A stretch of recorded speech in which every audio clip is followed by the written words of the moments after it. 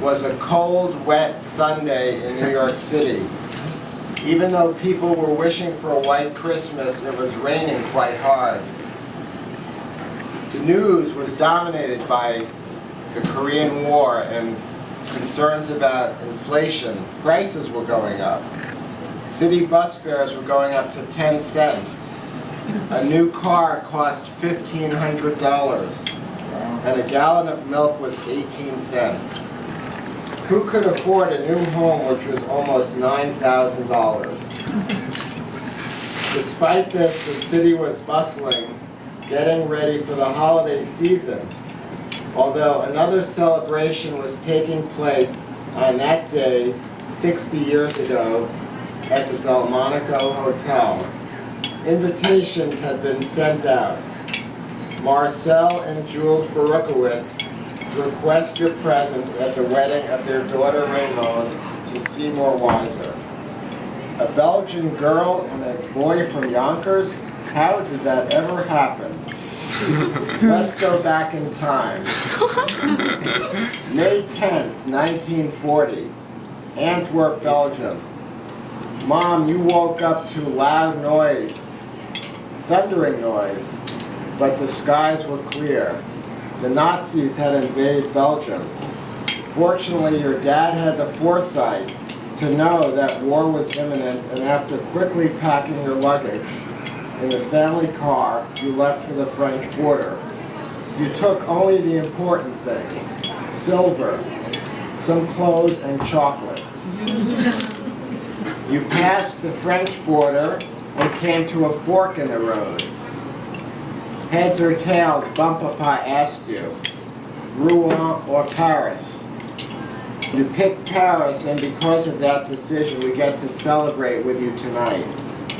After arriving in New York City, you settled on the Upper West Side, went to Hunter High School, and then NYU. Meanwhile, back in Mount Vernon, a young man born in 1922 was growing up and setting his own path in life. His parents had wanted him to go into the family business, but he resisted and set his own goals of going to college. So after high school and a stint in the Army, where you saw much of the world, you enrolled at NYU also. You were older and wiser than the other students, and you were ready to settle down. One day, sitting in class, you noted a cute girl sitting way up in the front.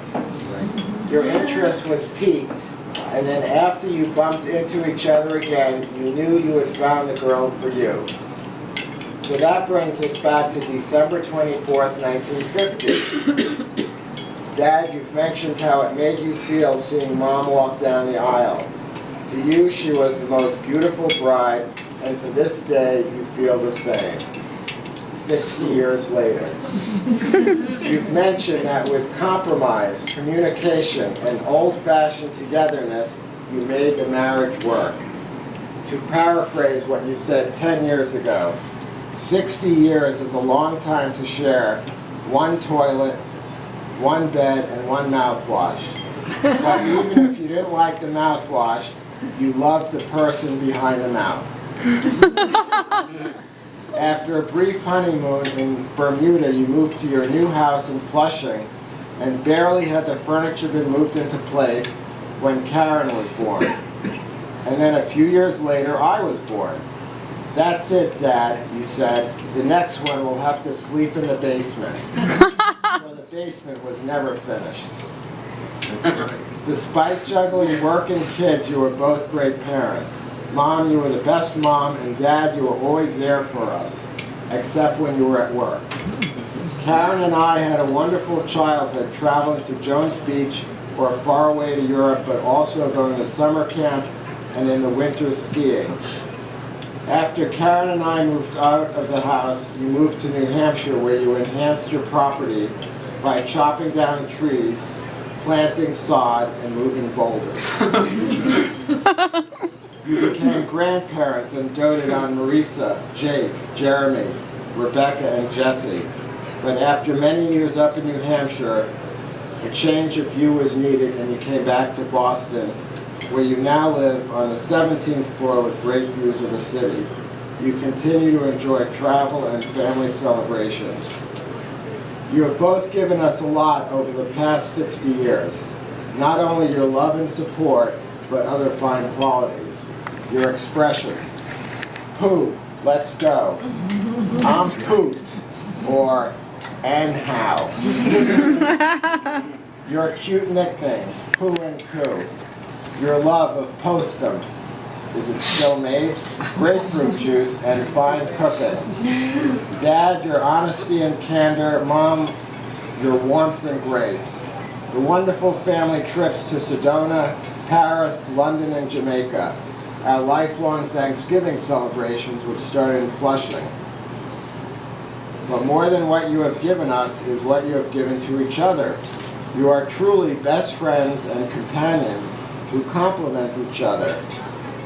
You share many interests, playing tennis, arts and crafts, painting, drawing, making goodie bags, Bert and Ernie dolls, costumes, weaving and small rugs, reading books and taking courses in writing, full-length books like Uprooted and Balko, poetry and rhyming, your love of words, Mom's fashion sense and gourmet cooking. Ma, we still love your lemon cake. Your love of music, playing the piano or recorder, and your love of travel and adventure, and your shared fear of being late when getting to the airport.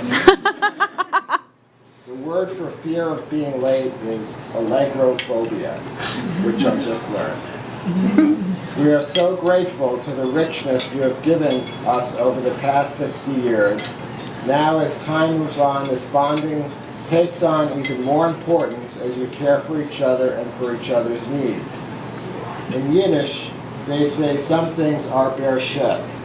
Sometimes it refers to events, sometimes to marriages. But events and marriages that are bershet don't just take place, they are made in heaven. This evening we see evidence of this on both accounts.